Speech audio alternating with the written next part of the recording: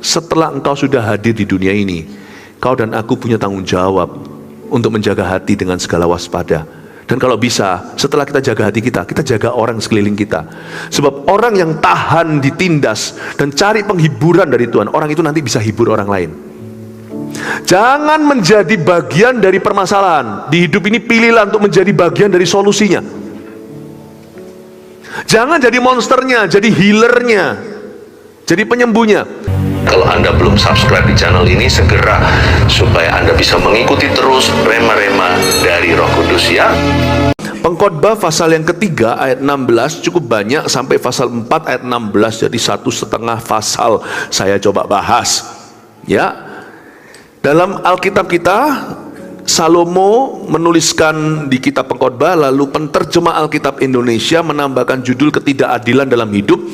Saya ingin menunjukkan bahwa ada banyak ironi atau perkara-perkara yang membuat orang kesal di hidup ini, kontradiksi di dunia yang Tuhan nanti akan tiadakan secara total di sorga, tapi sekarang secara parsial atau secara perlahan-lahan, secara progresif, Tuhan mulai tiadakan dalam kehidupan orang percaya.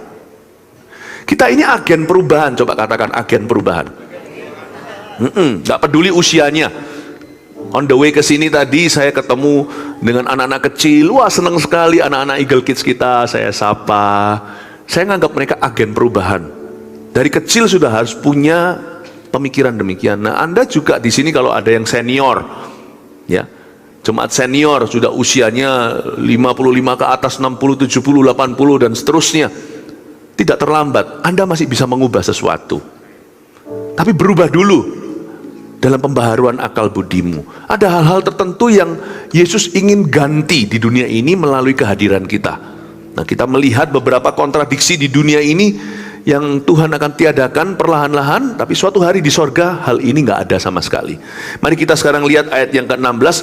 Ada lagi yang kulihat di bawah matahari, kata Salomo, di tempat pengadilan nih, di situ pun terdapat ketidakadilan. Loh, semua bilang loh. Di tempat keadilan, tempat peradilan kok malah justru nggak ada ketidakadilan, tuh gimana? Kalau yang korupsi adalah hakim dan jaksa, orang Jawa Tengah berkata, piye itu? Wah, liar. Ya, gimana ini? Tempat pengadilan, saya ulangi lagi. Ada yang kulihat di bawah matahari, di tempat pengadilan, di situ pun terdapat ketidakadilan. Di tempat keadilan, di situ pun terdapat ketidakadilan. Berkatalah aku dalam hati, Allah akan mengadili. Salomo merasa di dunia ini nggak ada keadilan sempurna. Bahkan jangan kaget, tempat yang paling nggak adil bisa-bisa adalah tempat peradilan. Salomo itu bergumul dalam hatinya, dia berkata dalam hati, Allah akan mengadili baik orang yang benar maupun yang tidak adil. Karena untuk segala hal dan segala pekerjaan ada waktunya. Menurut saya ini dahsyat ya, sampai ayat 17 dulu.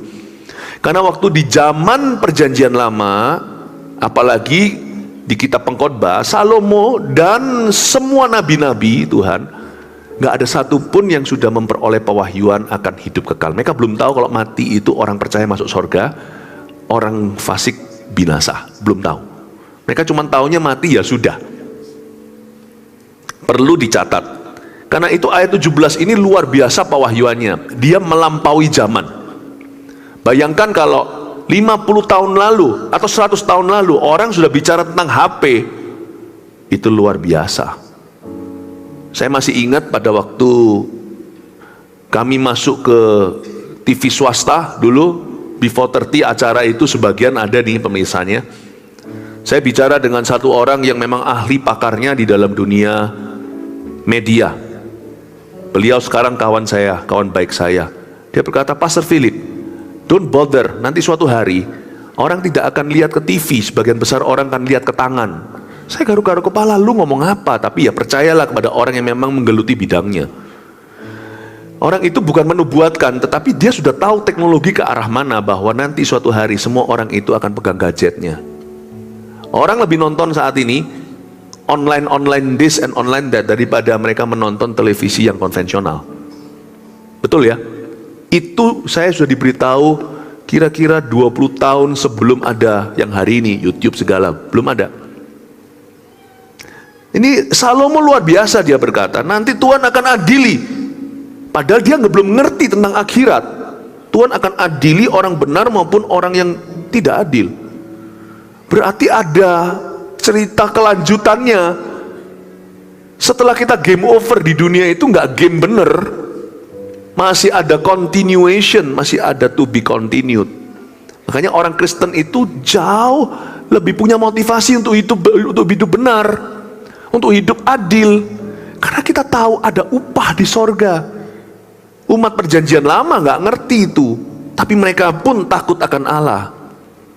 Mereka tidak diiming-imingi dengan reward in heaven, atau tidak diiming-imingi dengan pahala, tapi mereka tetap melakukan kehendak Allah.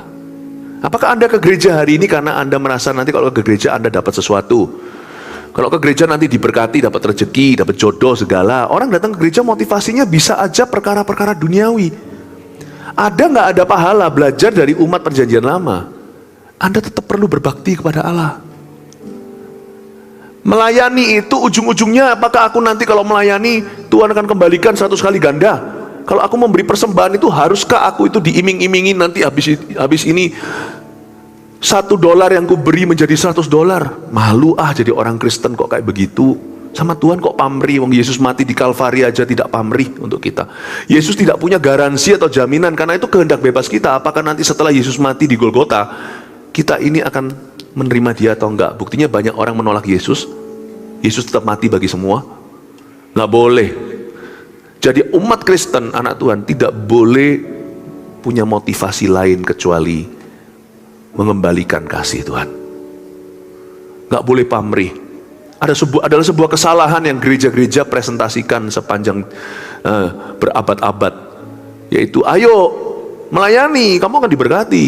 Loh, itu sudah pasti. Itu kayak bilang begini loh, langit itu biru kalau lagi cerah. Ya iya, nggak usah digembar-gemborkan sesuatu yang sudah fakta. Tapi jangan sampai itu jadi pancingan atau motivasi hati.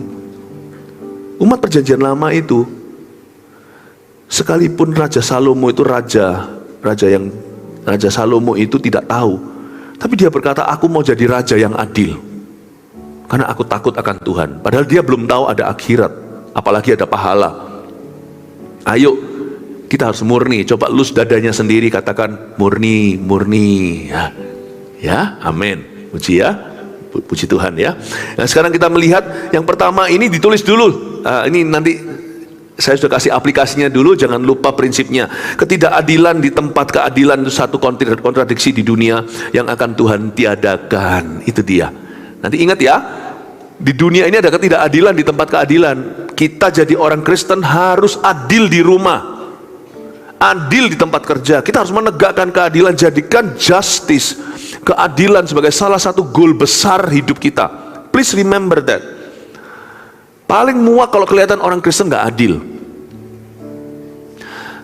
Papa mama yang takut akan Allah tidak boleh pilih kasih sama anaknya. Adil di sini tidak sama dengan fair ya. Justice bukan fairness. Papa mama nggak fair. Kadang-kadang anak kita berkata begitu. Lo gimana? Punya anak 3, 2 baik-baik saja, 1 flu. Yang 2 lagi makan es krim, yang 1 nggak boleh, yang nggak boleh marah dan berkata papa nggak fair. Ya memang, karena kamu flu. Fair dalam hal ini bisa mencelakakan kamu. Saya ngomong sama anak-anak saya dan istri berapa minggu yang lalu. Padahal kami sehat-sehat loh ya, bukan seperti orang mau mati. Tapi kami biasakan bicara sama putra-putri kami. Papa mama sudah mempersiapkan masa depan kalian. Mama papamu ini tidak punya banyak harta, tapi apa yang kami punya kami sudah sediakan untuk masa depan.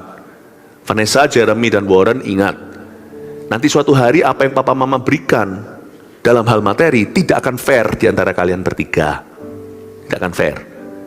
Ya, karena apa yang kusiapkan untuk yang satu dengan yang lainnya, nilainya pasti akan fluktuatif. Apapun itu. Jadi kamu mau fair-fairan apple to apple, kamu akan selalu jadi orang kecewa. Yang pasti papa mama tahu kebutuhan kalian masing-masing. Papa mama tahu kelebihan dan kekurangan kalian masing-masing. Apa yang telah kugariskan untuk yang satu, itu pasti yang tepat untuk dia. Your mom and dad akan adil. Justice atau just, bukan fair. Paham ini ya Bapak Ibu Saudara. Anda semuanya yang mengaku dirinya Kristen di rumah harus adil. Di tempat kerja mesti adil. Adil. Ingat ya, kalau kita itu punya pegawai, pembantu apalagi, jadilah berkat buat mereka. Jadi kalau mereka melakukan suatu kesalahan ditegur nggak apa-apa. Tapi kalau mereka melakukan yang benar, yang fair juga, dalam hal ini fair bagus, tolong dipuji, terima kasih untuk masakannya. Jangan kau remehkan, hanya mentang-mentang kita kasih mereka salary. Orang Kristen itu harus adil. Jadikan keadilan itu menjadi salah satu goal utamamu. Karena ketidakadilan di tempat keadilan adalah kontradiksi yang Tuhan akan tiadakan.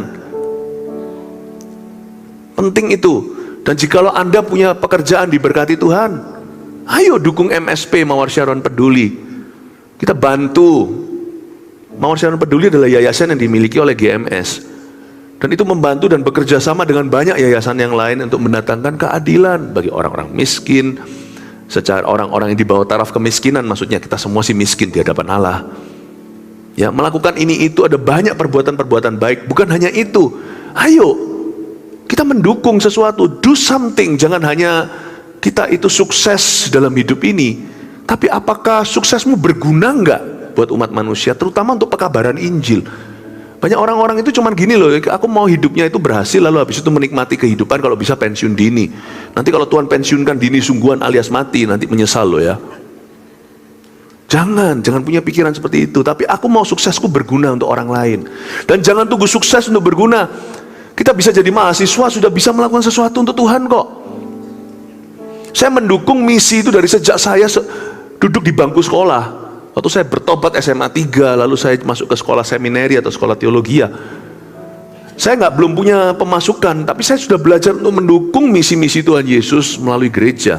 Lewat allowance saya atau lewat uang saku saya. Tapi bukan hanya lewat allowance saja, karena orang-orang muda itu punya banyak waktu dan tenaga. Itu yang saya persembahkan untuk Tuhan. You can build churches in your youth. Anda bisa membangun gereja di masa muda Anda. Ketidakadilan di tempat keadilan itu banyak di dunia. Makanya itu orang-orang Kristen harus selalu punya misi untuk mendatangkan kebaikan. Amin Bapak Ibu Saudara. Berikutnya ya, lanjut lagi ya. Sudah dapat aplikasinya, Anda tulis saja prinsipnya supaya setiap kali Anda lihat nanti Anda ingat khotbah saya. Ayat yang ke-18, tentang anak-anak manusia aku berkata dalam hati, Allah hendak menguji mereka dan memperlihatkan kepada mereka bahwa mereka hanyalah binatang. Waduh, kok pesimis ya. Salomo berkata, Allah itu menguji kita di hidup yang sementara, dan Allah memperlihatkan kepada manusia, yaitu kita, termasuk Raja Sulaiman, bahwa kita semua itu hanyalah binatang. Loh kok gitu ya? Karena nasib manusia adalah sama dengan nasib binatang. Ya, nasib yang sama menimpa mereka. Kita nggak beda sama Blackie. Kita nggak beda sama anjing, kucing. Sebagaimana yang satu mati, demikian juga yang lain. Kedua-duanya mempunyai nafas yang sama. Cengli sih, kata orang Hokkien. Masuk akal sih. Sangat masuk akal. Coba pikirkan ya, kita itu punya hak sombong apa sih? Nafas, coba nafas 1, 2, 3, tarik nafas, keluarkan. Jangan lupa dikeluarkan ya, nanti mati biru. Tarik nafas lagi, keluarkan. Persis sama tikus juga sama kok. Persis sama kecoa.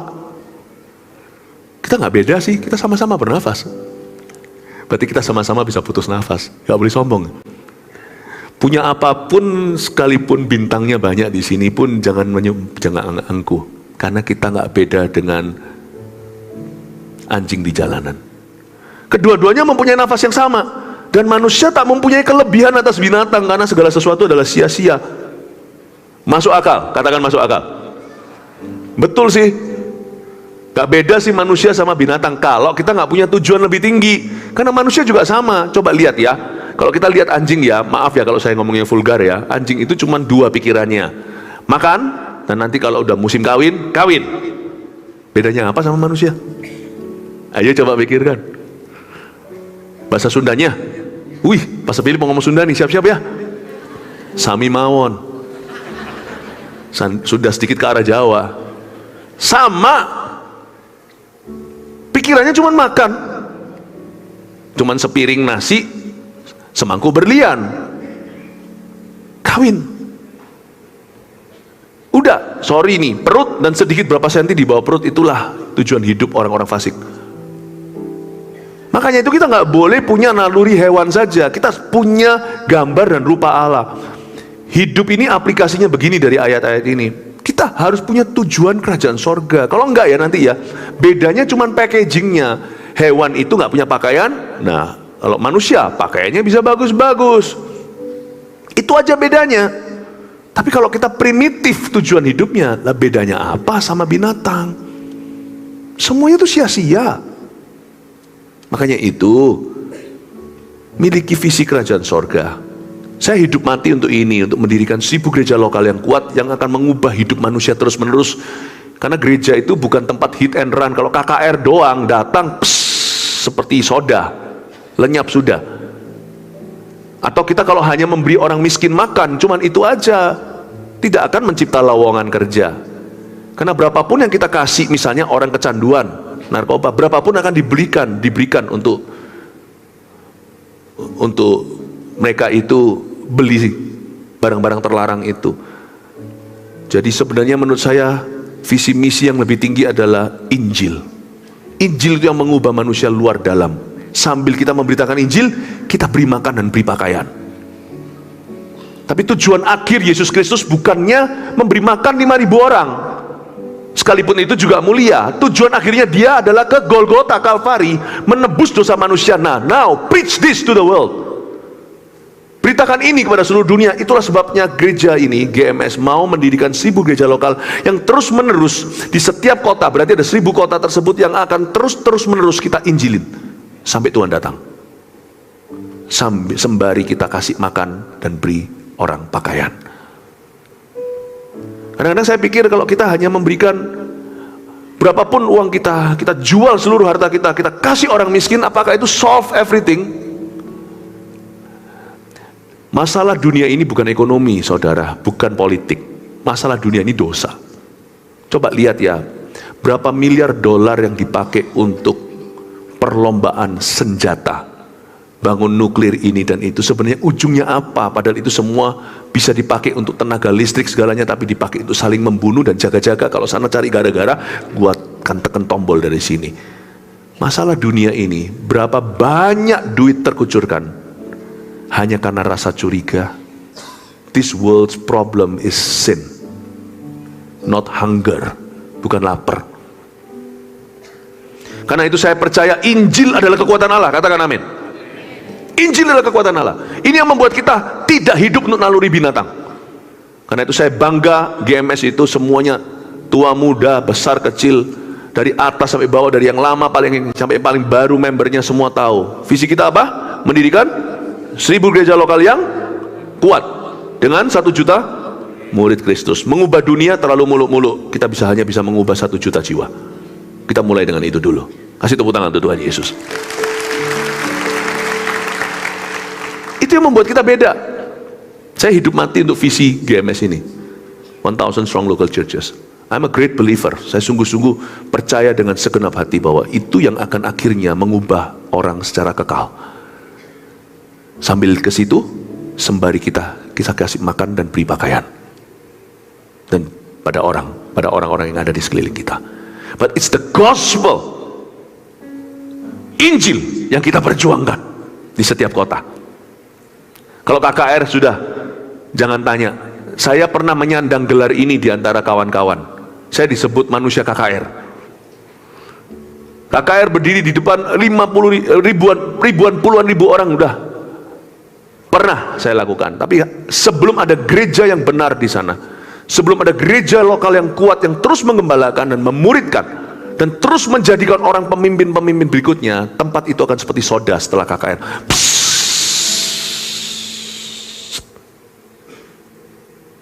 Tinggal 5% aja yang masih ke gereja. Karena itu saya percaya bahwa kita harus punya visi lebih tinggi daripada kebutuhan primitif manusia. Mentransport, memindahkan nama dari maut, dari gelap ke terang. Saya rasa itulah misi Yesus Kristus di atas muka bumi. Sambil kita ke arah sana, sembari kasih makan. Karena nasib manusia adalah sama dengan nasib binatang, nasib yang sama menimpa mereka, sebagaimana yang satu mati demikian juga yang lain. Keduanya mempunyai nafas yang sama, manusia tak mempunyai kelebihan atas binatang karena segala sesuatu adalah sia-sia. Kedua-duanya menuju satu tempat, kedua-duanya terjadi dari debu, dan kedua-duanya kembali kepada debu. Siapakah yang mengetahui apakah nafas manusia naik ke atas dan nafas binatang turun ke bawah bumi? Jangan lupa, Raja Salomo belum tahu ada sorga dan neraka. Dia kira paling tidak semua nabi, imam, raja yang diurapi di perjanjian lama hanya bisa meraba bahwa kemungkinan ada some sort of heaven. Mereka nggak tahu pasti, semacam sorga mereka kira. Jadi mereka berkata, mungkinkah ada perbedaan kalau hewan mati ya sudah, binatang mati turun ke bawah bumi, sedangkan manusia mati nafasnya naik ke atas. Itu bicara dua hal. Manusia mungkin tidak seperti hewan, karena kalau mati manusia itu hidup kekal di sorga atau di neraka. Dan manusia harusnya kalau tahu itu di hidup ini harus hidup untuk perkara-perkara yang ada di atas, bukan perkara-perkara yang di bumi. Carilah perkara di atas, Kolose 3, bukan perkara-perkara di dunia. Carilah dahulu kerajaan sorga dan kebenarannya, maka segala sesuatu yang kau kejar, yang dikejar-kejar oleh orang dunia yang tak kenal Allah, itu bisa Tuhan tambahkan dalam hidupmu.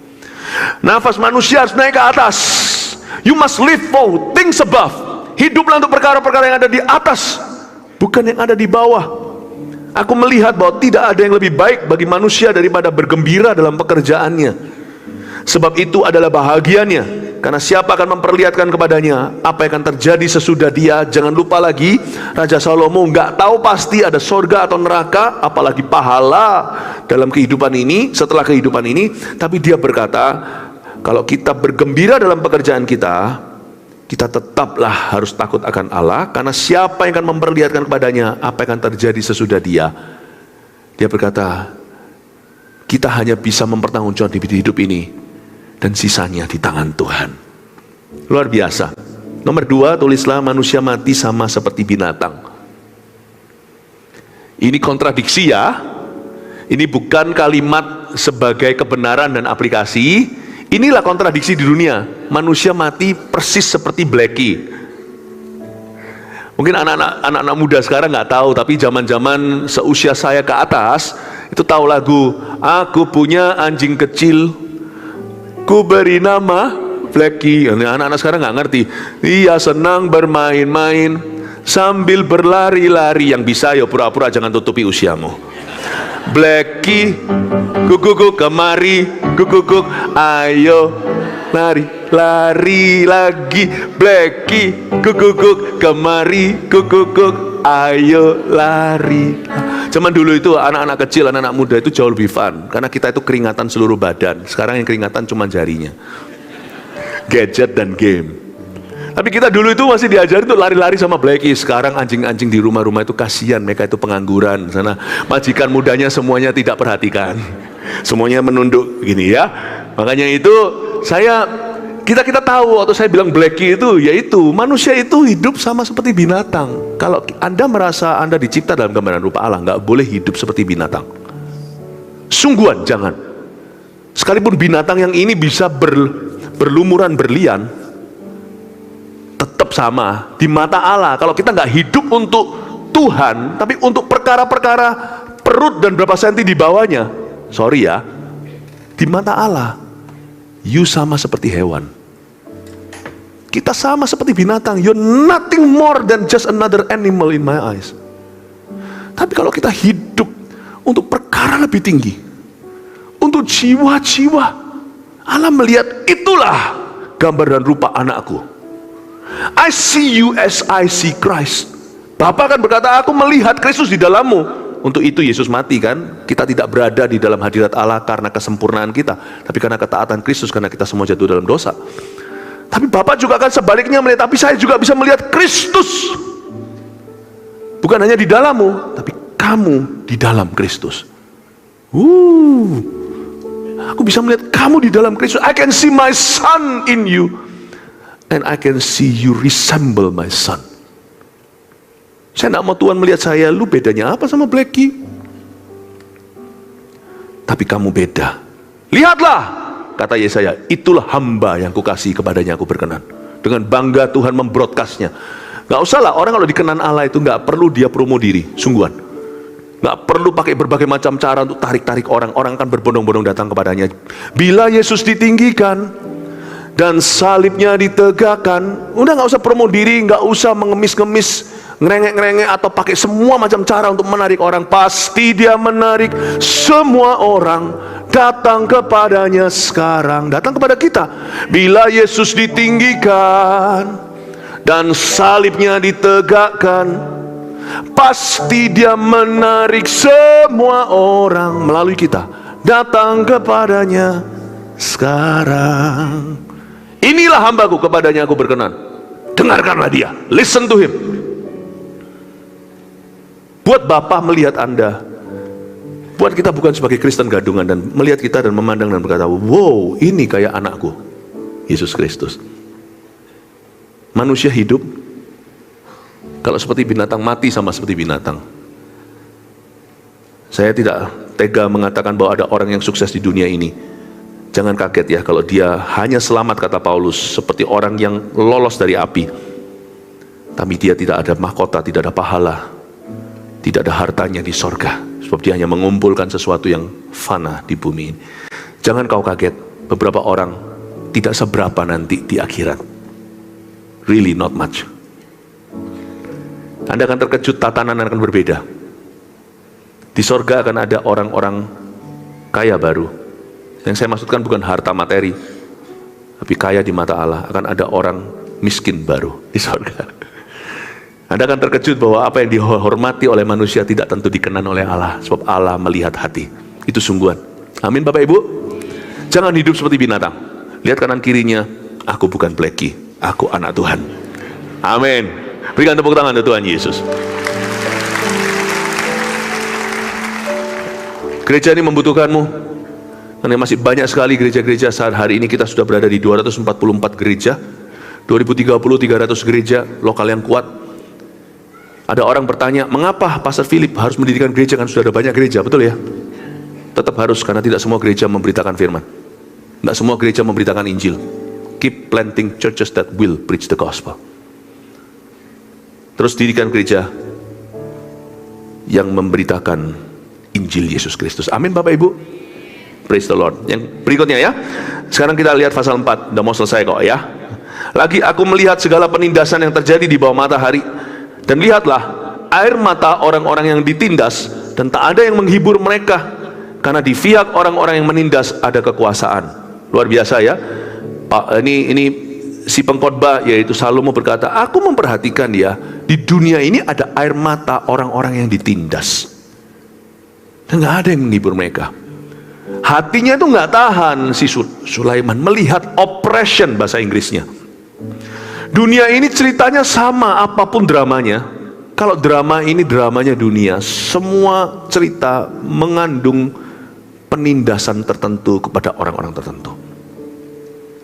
Jikalau ada di antara kita orang-orang yang merasa ditindas dalam kehidupan ini, diperlakukan tidak adil, pastikan Anda juga jangan jadi salah di hadapan Allah. Mengeluh, marah, kepahitan, membalas, lalu habis itu punya motivasi yang salah dalam hidup ini untuk membuktikan diri.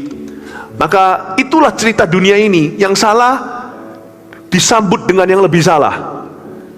Pernahkah ada orang yang diperlakukan tidak benar, tapi habis itu orang yang lebih benar dari dia itu setelah diperlakukan begitu jadi salah pula, dan bisa jadi monster yang lebih ngeri dari orang sebelumnya loh. Bukankah begitu cerita hidup ini? Coba bayangkan, ada satu orang ditangkap karena dia melecehkan anak kecil yang merupakan tetangganya sendiri di kampung halamannya. Nanti setelah dia ditangkap polisi, diinterogasi, lalu didatangkan psikiatris, dia ngaku, dia dulu kecilnya diperlakukan gitu sama pamannya. Tapi pamannya memperlakukan dia, itu salah. Orang yang menyesatkan anak kecil patut masuk neraka. Lebih baik dia bertobat daripada lebih ringan hukuman diberikan batu kilangan, dilempar ke lautan. Tapi lihat ya, dia diperlakukan salah, memang betul. Dia sendiri victim atau korban. Tapi nanti ada 17 anak kecil di kampung halamannya dilecehkan begitu sama dia. Bukankah dia monster lebih parah? Dunia itu gitu.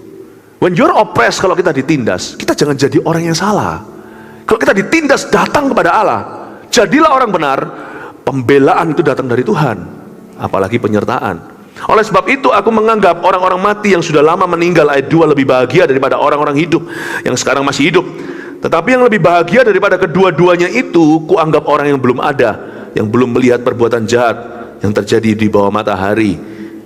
Ini adalah kalimat angan-angan lah ya.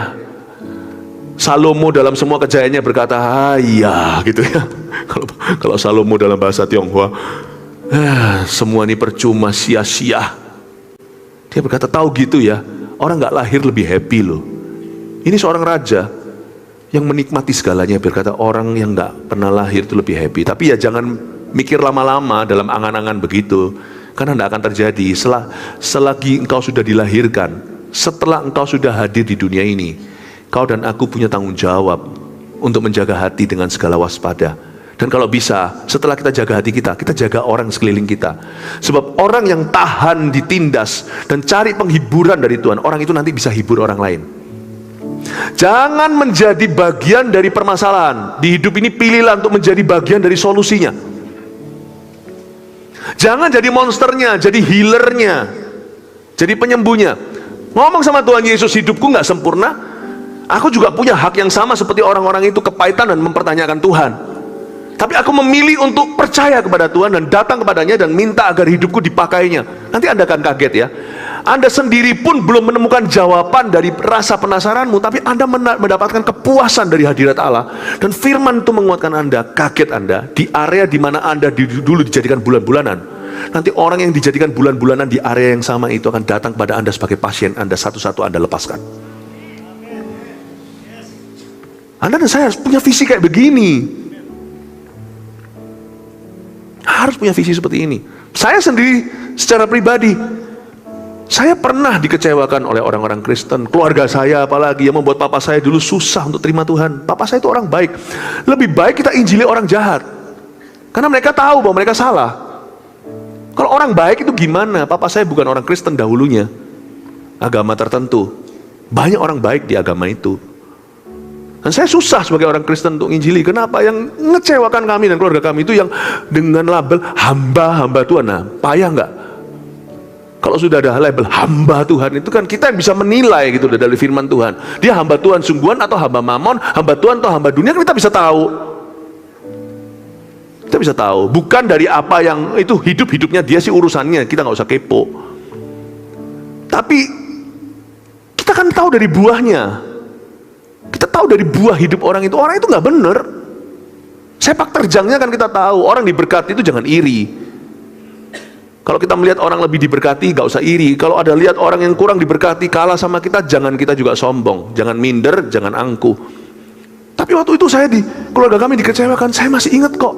Saya sendiri dulu waktu SMP 1 saya sekolah Singapura, itu yang melecehkan kami 40 siswa. 40 siswa.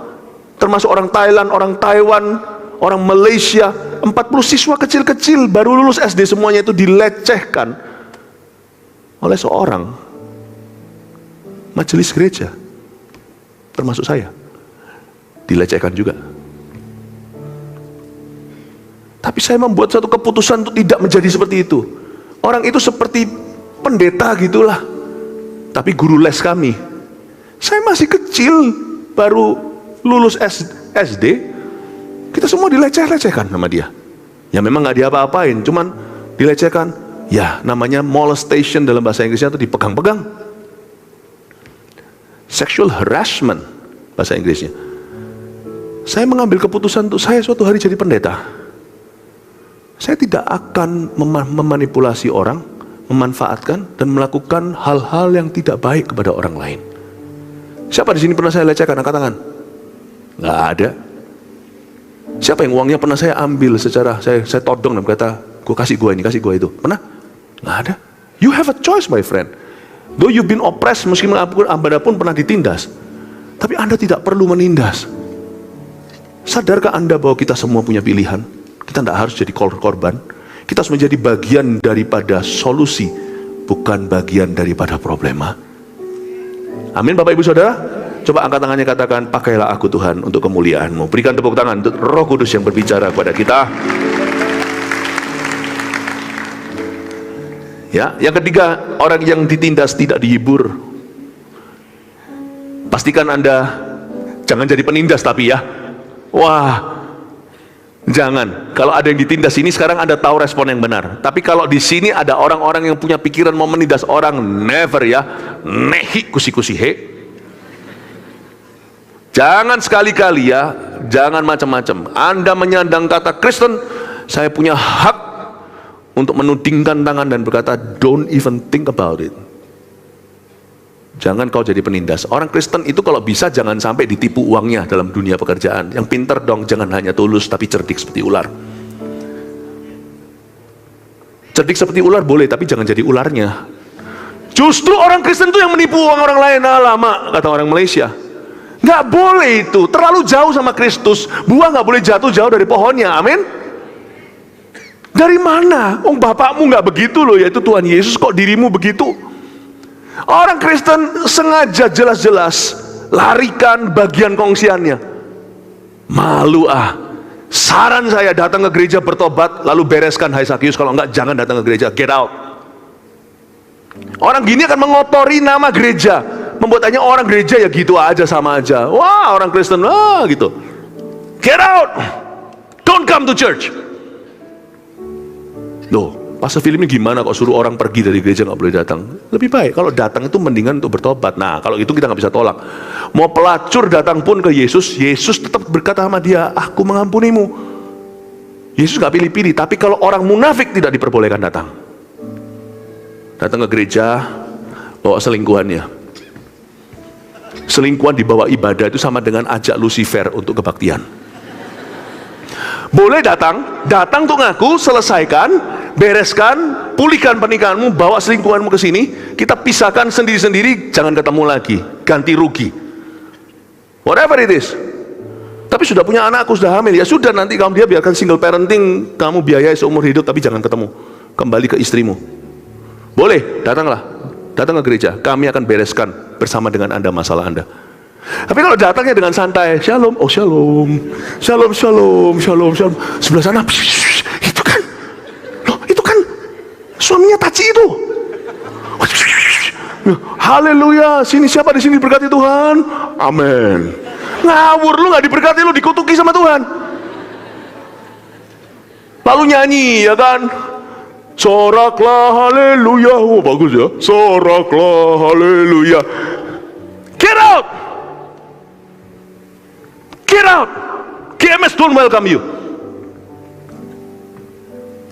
Tapi kalau datang, aku akan berdosa, aku butuh Tuhan. Lai, welcome home. GMS wants you. Kita bantu ya. Konsekuensinya panjang, berarti Anda mungkin akan tidur sofa 3 tahun berikutnya. Kami GMS akan berbelas kasih dan kirimkan kepada Anda 1 mat. Kami akan kasih 1 kasur kecil gitu supaya Anda tidur di living room, supaya jangan sampai nanti hancurlah tulang punggungmu. Tapi nikmati masa-masa di sofa 3 tahun itu ya. We will help you. Semoga apa yang saya sampaikan ini Anda mengerti. GMS stands for what? Oh, GMS itu jadi besar, tarik-tarik jemaat orang. Yeah, right. People come to this church, they see values. Mereka lihat nilai di sini. They come and join this church karena mereka merasa di sini mereka dianakkan, nggak peduli siapa. Orang-orang yang dari kalangan yang mereka rasa seperti aku ini minder, aku ini siapa, diangkat jadi anak. Orang-orang yang gagah perkasa adalah raja-raja Sulaiman di dunia. Di sini menganakkan diri, belajar di depan sana jadi aja shalom, shalom, shalom. Yang di shalom itu mungkin pegawainya, yang bukain pintu untuk dia dan kasih dia teh di kantornya. This is the church for that. Siapa yang bangga ada di tempat ini, kasih tepuk tangan untuk Tuhan Yesus. Anda pernah belajar senam dulu atau kecil? Nih sekali lagi yang nggak apa-apa, yang usia-usia zaman sekarang anak-anak mungkin nggak senam. Teng teng teng teng teng teng teng teng teng teng teng teng teng teng teng teng teng teng kan? Itu kan, tahu kan? Senam itu kan bagus untuk anak-anak kecil. Tapi kalau Anda sudah masuk ke dalam tentara, senamnya beda. Kalistenik namanya. Down 50. Up 50. Bukan teng teng teng teng. Saat teduh memberikan pesan di dalam pelataran-pelataran untuk merangkul semua orang dalam kebutuhan. Tapi di GMS Anda dilatih untuk jadi Kopassusnya Tuhan Yesus. Di balik suksesnya saat teduh ada orang-orang gereja yang memperjuangkan jiwa orang, yang melayani mereka, yang berkata aku mau bunuh diri, datang ditumpang tangan, bukan hanya tahu maksud kehidupan, tapi bisa usir setan. Makanya itu saya kasih firman yang jauh lebih paradigm shifting di dalam gereja. Karena saya tidak tertarik untuk menciptakan pengikut. Hari ini juga kita retreat lah, saya anggap ini retreat kepemimpinan sehari. Saya ingin sekali kita menciptakan murid. Karena sekarang ini gereja kita baru 100.000 murid totalnya, 102.000 atau 104.000. Saya masih mengejar 900.000 murid lainnya. Saya butuh 100.000 ini semua jadi pemimpin. Ikuti, di gereja ini nanti akan ada stepnya. MSJ 1, My Spiritual Journey. MSJ 2, My Spiritual Journey 2. Nanti ikut CG trainingnya. Ikuti.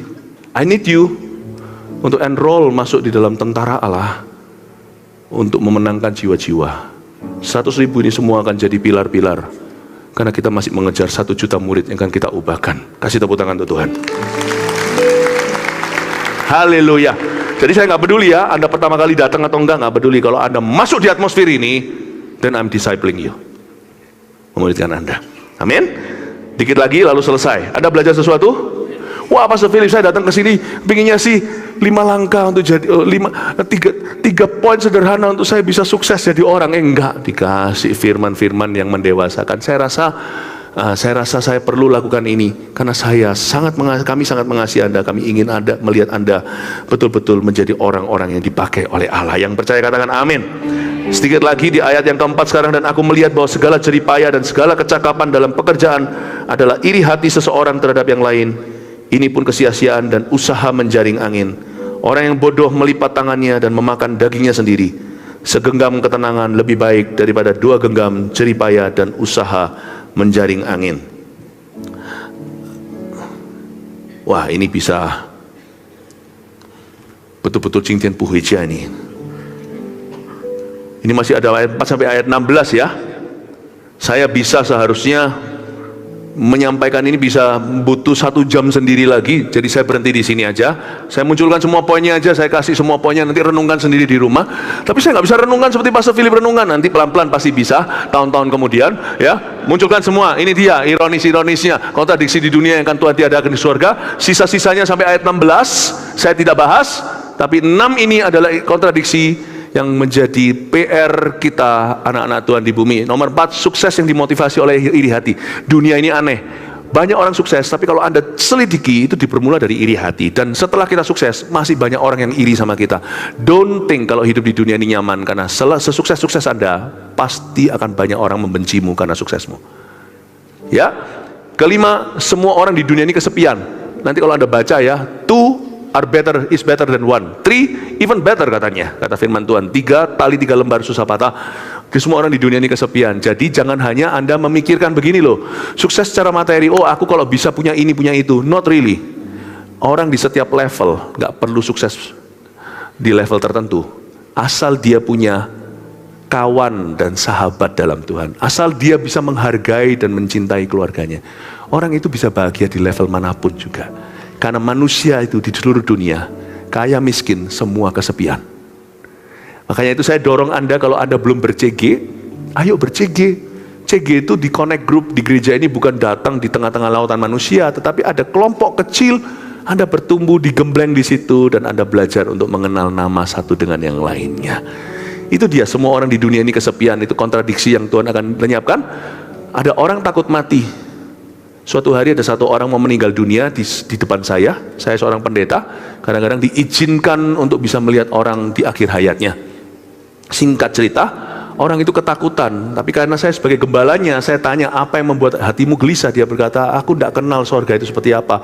Aku senang sih, aku udah kenal Yesus, tapi sorga itu tempat gimana? Belum ada orang cerita. Dan dia belum dengarkan khotbah saya tentang sorga. Jadi saya beritahu sama dia begini, Bapak enggak usah takut kalau memang udah waktunya pergi. Sorga itu enggak sepi. Di tempat sana itu Anda dikenalan, Anda mengenal seseorang. Begitu ya. Tak lama setelah itu dia mulai sekarat. Tuhan izinkan dia melihat. Bukan komunikasi dengan orang mati ya. Dia mulai lihat omnya yang dalam Tuhan dulu tapi sudah meninggal dunia. Dia lihat siapa dalam mimpinya. Dia berkata, itu cara Tuhan untuk memberitahu sama dia, sorga itu tempat ketemu. Bukan tempat yang sepi dan lonely. Lalu habis itu tidak lama, setelah itu singkat cerita, waktunya dia pergi, dia menutup mata. Pergi dengan damai sejahtera. Bukan hanya kenal Yesus, tapi dia tahu sorga adalah tempat kesepian dihapuskan. Jadi kalau Anda di hidup ini kenal Kristus, kesepian mulai pelan-pelan dihapuskan. Jangan jadi orang Kristen yang, aku mau sendiri di rumah, aku tidak mau terlalu dalam ke gereja. Kenapa? Karena pernah dulu dikecewakan sama gereja, pernah trauma bergereja. Janganlah, kasih kesempatan lagi, Anda tidak pernah diciptakan untuk sendirian. Karena itu kalau di sini ada orang yang belum ikut gereja, ini dengan benar belum ikut CG, yuk ikut yuk. Tapi kalau nanti CG gimana kalau nanti terjadi pembentukan karakter, kalau di CG nanti digosip, nggak di CG juga digosip. Udahlah, semua orang di dunia ini kesepian. Anda jangan, coba lihat kanan kirinya, jangan kesepian ya, ada kami. Kasih tepuk tangan untuk Tuhan Yesus. Yang keenam, pengakuan manusia yang bersifat sementara, itu Tuhan hapuskan. Lucu sekali di dunia, orang-orang mengejar popularitas. Wah, semua orang kepingin di like apa. Tak beritahu ya. Siapa ingat Michael Jackson? Siapa yang terus mikirkan Michael Jackson setiap hari? Nggak apa mungkin, dia udah mati. Orang sepopuler apapun, kalau sudah dead, udah nggak diingat. Jadi jangan hidup untuk popularitas, karena itu sementara. Hiduplah untuk pujian dari Allah. Hidup itu pahala yang nyata di surga.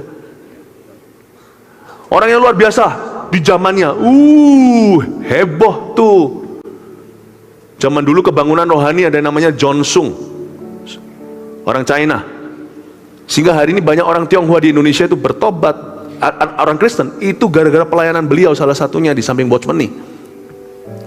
Dia pernah keliling di kota-kota termasuk Bandung kali, Surabaya, di Tanjung Perak, di pelabuhan sana. Dia pernah keliling ke Solo semuanya. Jalurnya itu sekarang saya pun turuti dan jalani. John Sung itu dahsyat. Pernah sekali tempat itu banjir, tempat dia KKR. Dia berdoa angin bertiup, kering itu. Lalu KKR dimulai. Tiap hari berdoa 6 jam untuk murid-muridnya. Salah satu dari kerabat saya yang lebih tua, senior-senior, itu adalah hasil KKR-nya John Sung, yang gak pernah di follow up, setia puluhan tahun kemudian pada Tuhan. Luar biasa. Tahu John Sung? Kalau kalian gak cerita gini gak tahu kan? Zaman dulu dia itu di zamannya itu kayak, sorry saya ngomong gini ya, saya tidak menyamakan, saya sama sekali tidak menyamakan. Saya ini orang-orang yang kalau bisa jadi sedikit seperti mereka aja sudah luar biasa. Tapi zaman dulu itu kayak Komoronya, Kofujinya, Kofilipnya. Tapi kita nggak pernah pikirin kan sekarang semua orang datang ke sini mau dengarkan saya, mau dengarkan pengkhotbah lain khotbah kan. Dalam pelayanan pun saya tidak mau kita menanam figur, cari popularitas sendiri. Suatu hari kalau waktu kita sudah tiba, orang berikutnya Tuhan angkat, Tuhan membangkitkan generasi, kita tidak akan diingat. People don't come for me. Siapa di sini pagi ini datang ke sini karena mau dengar John Sung khotbah, angkat tangan? Enggak kan? Suatu hari juga akan ada orang-orang berikutnya setelah kita dipakai Tuhan ribuan puluhan ribu kali. Dan mereka tidak datang untuk mendengar Philip Mantova khotbah. Akan datang saatnya. So why are we doing what we are doing? Karena Daud melayani Tuhan pada generasinya. Yang kita bisa lakukan adalah memberi dampak kekal pada orang yang kita temui sekarang. Dan percaya bahwa Tuhan akan pakai benih itu. Dan Tuhan yang akan menjaganya sampai kedatangan Allah. Upah kita datang dari Tuhan. Karena itu Bapak Ibu Saudara, jangan hidup untuk pengakuan manusia yang bersifat sementara. Tapi kalau Anda mengubah satu kehidupan secara kekal lewat perbuatan sederhana, Allah akan mengingat itu selama-lamanya. Amin Bapak Ibu Saudara. Ada sebuah sukacita, saya nggak bisa cerita. Ada orang yang saya bawa, bukan KKR ya, kalau KKR kan korporat. Waktu saya bawa satu orang, saya masih ingat. Teman saya tuntun kenal Tuhan. Saya nggak perlu terus keluar-keluar kemana-mana, dia terima Yesus gara-gara aku. Tapi di hati itu ada kepuasan batin, seperti ada kedekatan dengan Tuhan, ada suatu satisfaction. Tuhan terima kasih kau beri aku kesempatan untuk mengubah jalur hidup orang itu. Itu senengnya. Ada satu orang nggak bisa sekolah, saya masih ingat. Saya ngomong sekali-kali aja, ya. Saya cerita, kami sekolahkan. Dia bisa dapat sampai gelar dari keluarga tidak punya. Terus setelah sekolahkan, saya terus nggak kemana-mana beritahu orang itu tahu siapa yang sekolahkan. Enggak, dia sukses sekarang, saya bahagia. Cuma diam-diam di hati saya. Tidak cari popularitas, saya cuma ngomong sama Tuhan, Tuhan thank you diberi kesempatan untuk bisa membantu seseorang. Ternyata dia begitu bagus. Thank you Tuhan. Ada sesuatu di hati. Jangan cari popularity, cari meaning, cari makna, cari tujuan, cari purpose. Dan ketika Anda diizinkan Tuhan bermitra dalam satu dua hal untuk bisa mengubah jalur hidup seseorang selama-lamanya, that would spell ultimate joy. Itu akan seperti sukacita tertinggi. I live for that. Saya hidup untuk momentumnya sekarang. Dan saya tidak cari popularitas. Jangan cari popularity, anak-anak muda. Anak saya, Jeremy, baru masuk ke Instagram itu baru-baru terakhir-terakhir ini. Karena saya izinkan, tahu nggak kenapa? Semua teman-temannya sudah ada IG segalanya ini itu. Saya kasih dia izin, saya dan mamanya, itu gara-gara suatu hari kami temukan sebuah akun palsunya dia. Dan yang ikut 20.000 atau berapa? Waktu itu saya langsung beritahu sama dia, now is the time son, take it over. Zaman sekarang ya, anak-anak kecil sudah maunya populer. Be careful lah. That's not what you should live for. Anda harus hidup untuk sesuatu perubahan nyata dalam dirimu, dalam diri orang lain. Semoga semua kontradiksi ini ditemukan sebagai suatu kemenangan di dalam kehidupan Anda. Semoga semua Anda menemukan tujuan hidup Anda dan dipakai Tuhan secara luar biasa. Haleluya. God bless you. 1 Petrus 4 ayat 7. Kesudahan segala sesuatu sudah dekat. Karena itu, kuasailah dirimu dan jadilah tenang, supaya kamu dapat berdoa. Saudara yang terkasih, terima kasih telah mendengarkan firman Tuhan hari ini. Jangan lupa untuk dukung terus channel ini dengan cara subscribe, like, share, dan juga komen, agar saudara kita yang lain juga boleh terberkati. Tuhan Yesus memberkati kita.